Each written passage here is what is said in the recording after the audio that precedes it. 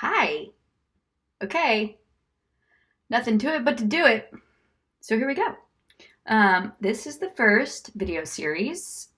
This is the first video of a potential video series.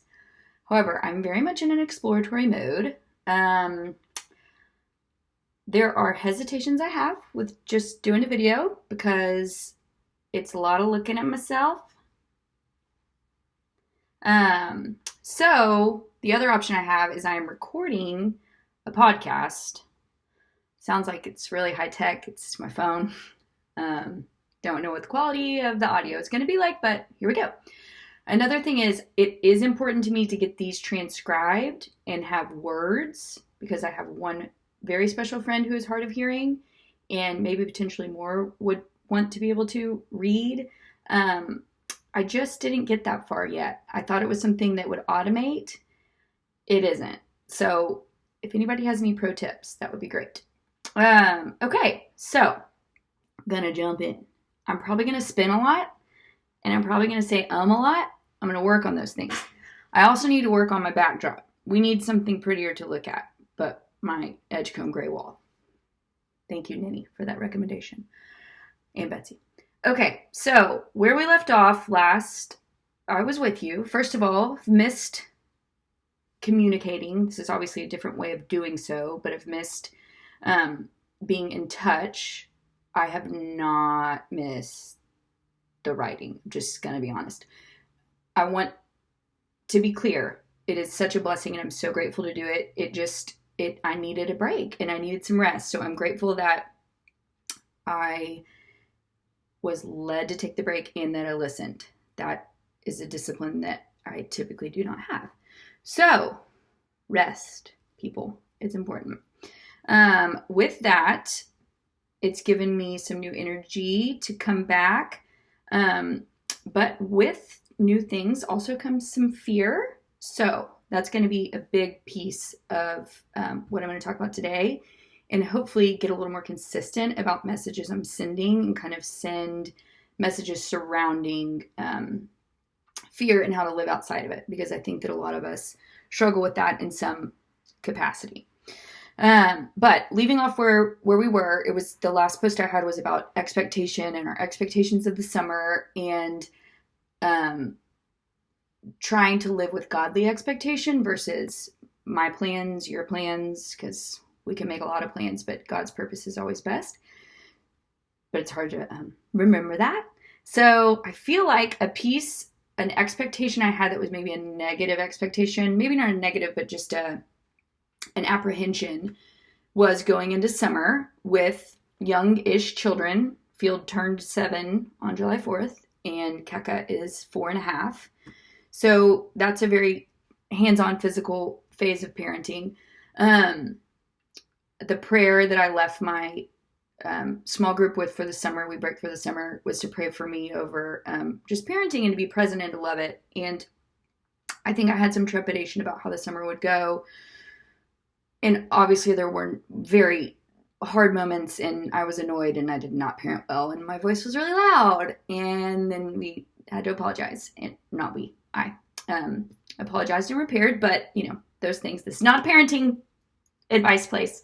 But point being is it actually was the sweetest summer we've had with the kids. And I'm not trying to be one of those like super moms, like I'm so good and I've got it all planned, but it was truly a gift. Both kids started swimming.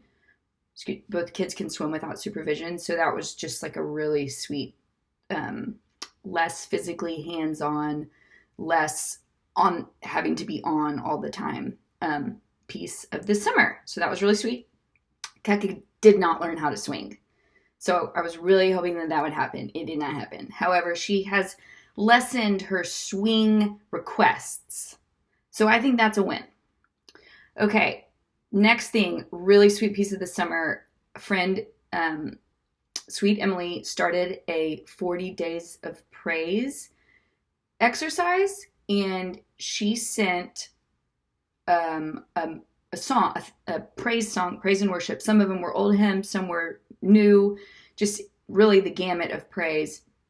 And it was for 40 days. She would send them every morning with a verse of encouragement, typically to coincide. And it was really wonderful. I'm typically pretty disciplined about being in the Word, and I felt like I'd been missing like the praise piece of being in the Word. It just more became sort of like learning and me taking versus, giving him the praise that he's so due.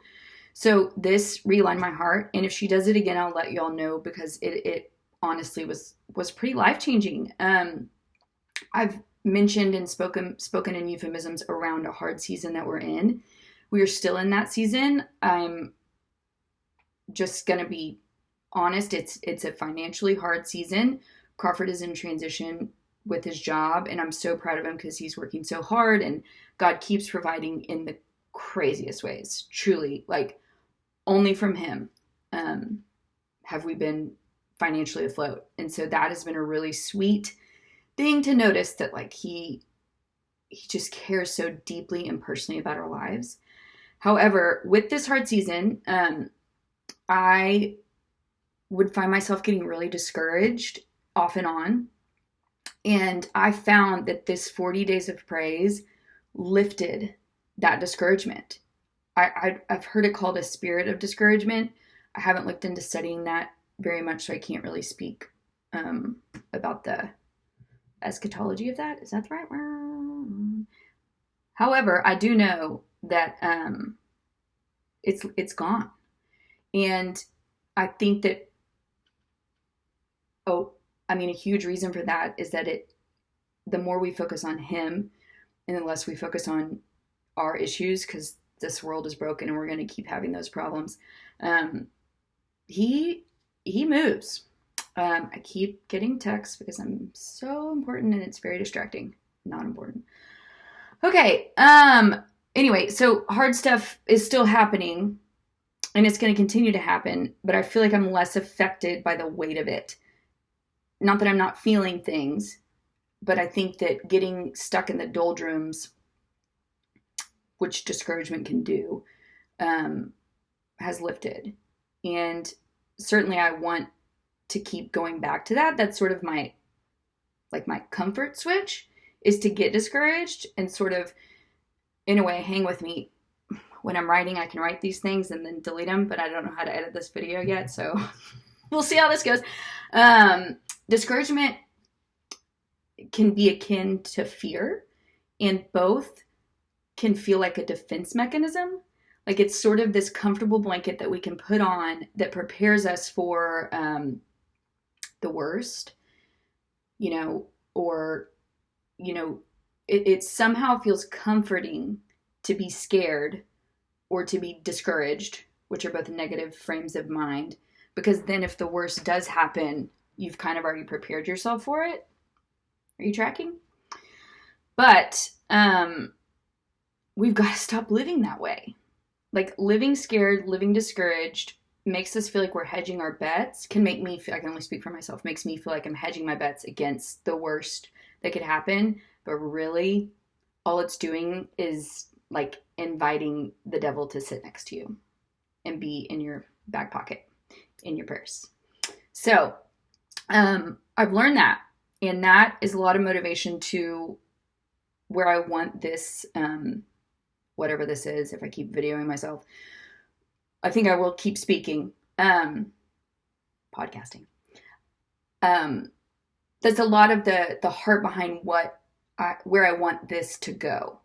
I also am very motivated to write, but I want to focus that writing toward a book. I'm just really sharing all these things. I did meet with a fabulous publisher who gave me the advice to really get clear on what my message is. And my message is, I want us to stop living scared. I want us to stop living scared of what it looks like to follow Jesus. I want us to stop living scared of what your neighbor thinks of you. I want me personally to stop living scared of what people are going to think of me if I'm just blasting my face all over the place. Oh, she loves herself. We gotta stop. Who cares? Who cares? When you are walking in the will of the Lord, there is no room for fear. So, what's the opposite of living scared? Being salty. We are called to be salt and light. That means we do not look like the world. That means we do not sound like the world. It means we do not taste. That's kind of weird. Salt adds flavor. Salt looks different.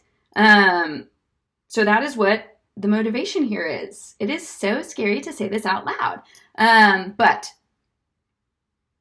I want us to be less scared and to be saltier. Start living salty. So how do we do this? Well, when the fear comes, because it does, when the discouragement comes, extroverts, what do? You call your friend, and you call another friend, then you text another friend, and you tell him you're scared, or you tell him, please pray for me, or you say this, and you da-da-da-da-da, and you need all the affirmation. Introverts, what do? We internalize, and we stew, and then maybe you go to God first, but then you're not going to go to anybody else. So somewhere in between both of these things is what we need to do to just kick some fear butt and to start living saltier. That was so nerdy. I don't know how to edit it. I'm sorry. But first, fear needs to be confessed. Laid at the foot of the cross. It is a sin to worry and to be scared and to sit in it. That is the opposite of trusting God, and that is the opposite of how he wants us to live. So first step is to confess it to the Lord, take it to the cross, say, God, you can confess it how you feel led to do. And then you can talk about it and you can ask for prayer around it and not be ashamed that you're in this fearful place or this discouraged place or this stuck place. Because when we bring it out into the light, first confessing it to him and believing that he has forgiven you from it and he can free you from it, we can then step into living in the community we're designed to live in, where we can be real and have accountability. It doesn't have to be a massive group video that you're blasting it to. Have an accountability partner. Have someone within your church. Ask around. Who can help me? Who could pray for me? So those are kind of the really next step things. If that feels overwhelming to you, which sometimes when I'm in fear, I can slip into this mode of, okay, I'm going to do more. I'm just going to check off more boxes. I'm going to work harder. I'm going to climb. And really the base below why I'm doing those things is because I'm scared. If I'm scared of what someone thinks or scared of a financial future or whatever, it can lead me to overdo. And then there are sometimes, and some people who feel like they underdo. Then there's you just isolate and you shut down and you do less and if God wants me to have it, he'll do it. And yes, I didn't mean that to be a sassy voice. That is a true thing. His will is irresistible. Friend Emily told me that. But there's somewhere in between where it's trusting. And I love her. I've quoted her before. Elizabeth Elliot tells us to do the next right thing. And a lot of times the next right thing is to stop and to pray. And then it's one thing at a time. Not too much, not too little. Not telling you to live perfectly. I'm just telling you that what God wants is us to have this extreme dependency on him to where we are in tune with the Spirit step by step of our day. At the grocery store, picking your kids up, getting your hair done. What do men do? I don't know. Play golf, watch sports. I do that too. Don't play golf. Again, I need a delete button, but it's not in here. Anyway, so these are a lot of thoughts. I'm a little bit scattered. This is the first time I've done this. I'll hopefully learn how to edit.